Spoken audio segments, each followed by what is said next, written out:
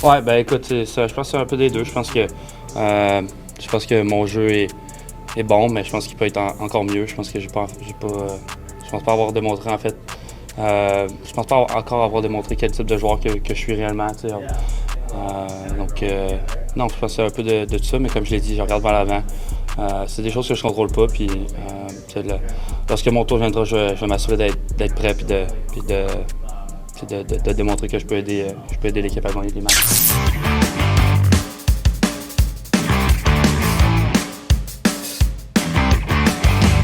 What's up tout le monde? C'est ton boy Max. Zachary Bolduc a été laissé de côté pour une première fois depuis son acquisition par le Canadien jeudi soir face aux Islanders de New York. Le retour au jeu d'Alex Newhook et les bonnes performances depuis son arrivée d'un gars comme Alexandre Texier ont forcé la main de Martin Saint-Louis. Pour Bolduc, c'est... j'allais dire une claque au visage. Le terme est peut-être un peu fort, mais c'est définitivement un wake-up call. La première bonne nouvelle, c'est qu'il semble le prendre ainsi. Vous l'avez entendu en intro, ça c'était à la suite de la séance d'entraînement optionnelle de vendredi. Il l'a dit lui-même, c'est à lui de regagner sa place dans l'alignement. Beaucoup de choses ont été dites à son sujet depuis qu'il s'est entraîné pour une première fois sur le 5e trio. Dans cet épisode, on va regarder ensemble la perception du traitement de Bolduc par le Canadien et pourquoi je pense que la théorie selon laquelle il n'y en a pas un équitable ne tient simplement pas la route. La théorie selon laquelle il n'y a pas un traitement équitable ne tient pas la route, elle-même ne tient pas la route. C'était-tu clair? En tout cas, dans ma tête, c'est clair. Bref, ça n'a pas de bon sens de dire ça. C'est ça que j'essaie de dire. On va se pencher sur ce que devra faire Bolduc pour regagner sa place au sein de l'alignement. Comme toujours, si c'est ta première fois ici, abonne-toi pour être certain de ne rien manquer. Et pendant que tu y es, laisse une mention j'aime, ça contribue énormément à la distribution de l'épisode. D'abord, commençons avec ceci. Voici un des nombreux commentaires que j'ai reçus sur la chaîne à la suite de la nouvelle que Bolduc allait être laissé de côté contre les Insulaires. Ça va comme suit, là. Vous voyez, donc c'est une séquence de commentaires. D'abord, Bolduc n'a clairement pas eu droit au même traitement que certains de ses coéquipiers. Ton boy est niaiseux, donc ma raison, je comprends pas. Puis, Oli précise sa pensée. Il indique que Bolduc a été constamment rétrogradé et que d'autres joueurs comme Caulfield, Dak et Newhook, à leur arrivée respective, ont eu beaucoup plus de chances de se faire valoir. Débutons avec ça, la comparaison avec les autres joueurs. Cole Caulfield a eu un début de carrière pénible. J'exclus les séries 2021 sous Dominique Ducharme. Souvenez-vous, là, les 40 premiers matchs, 41 premiers matchs de la saison 2021-2022 avant le congédiement de Dominique Ducharme. Cole Caulfield n'avait marqué qu'un but, si ma mémoire est bonne, et instantanément, il a explosé sous Martin Saint-Louis et il n'a jamais regardé derrière à la suite de ça. Respectueusement, aucune comparaison à faire, à mon avis, avec Zachary Bolduc. Dans le cas de Dak et Newhook, là, ça devient intéressant. Dans les deux cas, pour ceux qui pourraient se poser la question comme Oli, pourquoi est-ce qu'on n'a pas donné toutes les chances à Bolduc quand on compare à Dak et Newhook? Deux choses. La première, dans le cas des deux autres, on espérait que l'un d'eux prenne le lead et devienne le deuxième centre de l'équipe. Et probablement que dans un monde idéal, l'autre devienne troisième ou sinon soit le joueur que la majorité des très bonnes équipes ont qui pourrait être centre, mais qu'au sein d'une bonne équipe est déplacé à l'aile, prend parfois des mises en jeu de son bon côté, ou encore retombe centre dans une situation idéale. Bref, poste névralgique où on a pratiquement personne depuis 2 ans? Depuis le départ de Sean Monahan. Également, dans ces deux cas-là, ils ont eu la chance, si on peut appeler ça ainsi une chance, de s'amener alors que l'équipe était en reconstruction. La victoire était secondaire au développement. Bolduc s'amène au sein d'une équipe qui veut participer aux séries. On ne peut pas le laisser aux côtés de Caulfield et Suzuki si ça ne fonctionne pas offensivement avec ceux-ci. Le but, c'est pas que ces deux gars-là attendent tranquillement, pas vite, que Bolduc trouve comment ils cadrent à leur côté puis que pendant ce temps-là, ils font leurs petites affaires, pas grave. Non, le but, c'est que cette unité soit un trio offensif numéro 1 dans des causes victorieuses. Donc déjà, en soi, dire que Bolduc n'a pas eu les mêmes chances que d'autres jeunes joueurs récents de l'équipe à leur début. Et Oli n'a pas mentionné Slavkovski, mais j'imagine qu'on pourrait insérer aussi Slavkovski dans la discussion. Il y a une raison pour ça. L'équipe n'est plus au même endroit. Les objectifs collectifs sont maintenant les mêmes et ça a un impact pour les jeunes joueurs qui se développent au sein de l'organisation. Deuxièmement, au sein même de la saison maintenant, là, si on exclut ce qui s'est passé dans les dernières années et pourquoi un gars comme Bolduc n'a pas les mêmes chances que d'autres dans le régime actuel.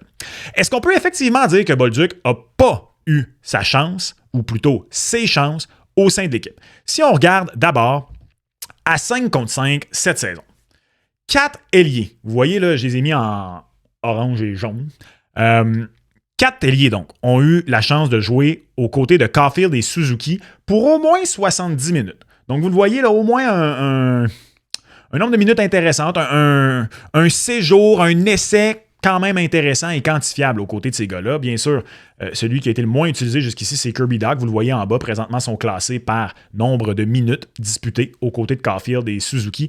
Donc, Slavkovski, Bolduc, Texier et Dach.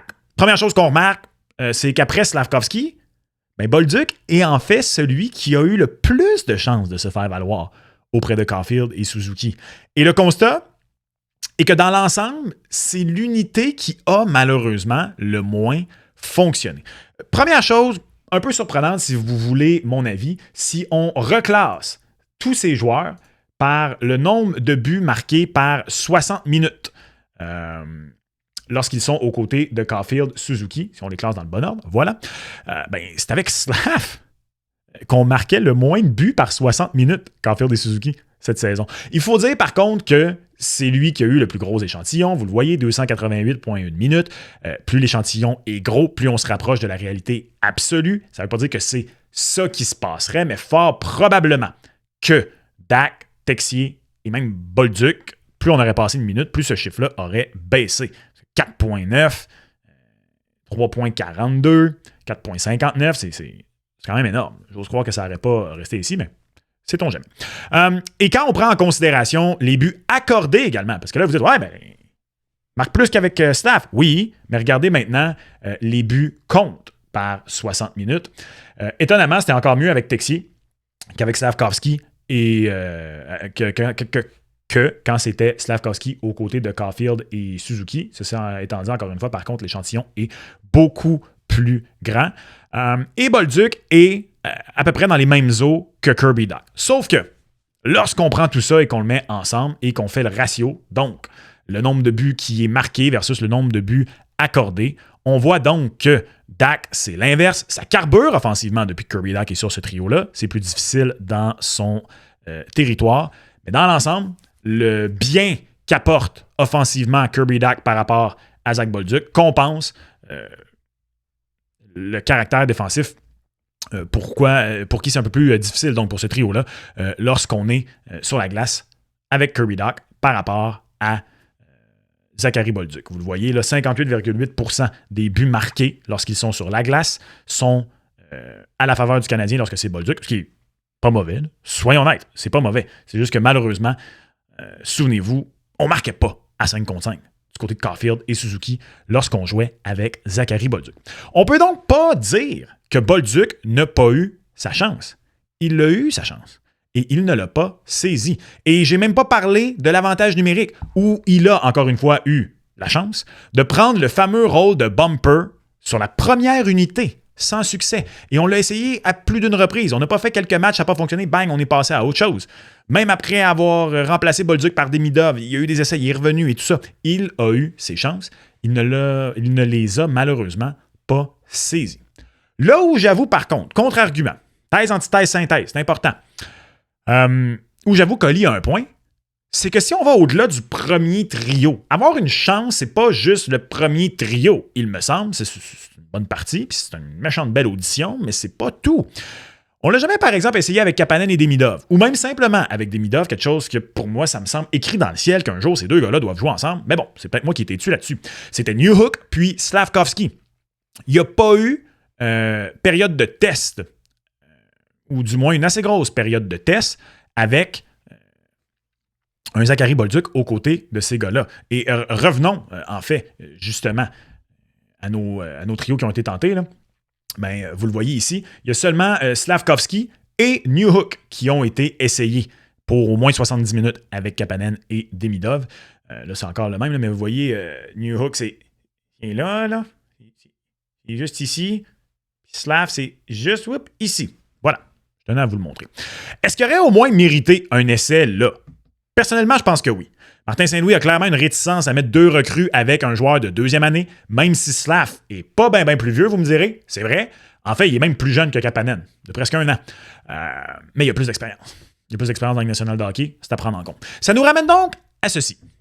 Pourquoi donc se retrouve-t-on avec un jeune comme Zach Bolduc, un jeune qui ne connaît pas une saison désastreuse? Moi, je trouve même pas qu'il y a une mauvaise saison. Est-ce qu'il a la saison à laquelle on s'attendait? Non. Est-ce qu'il y a une mauvaise saison?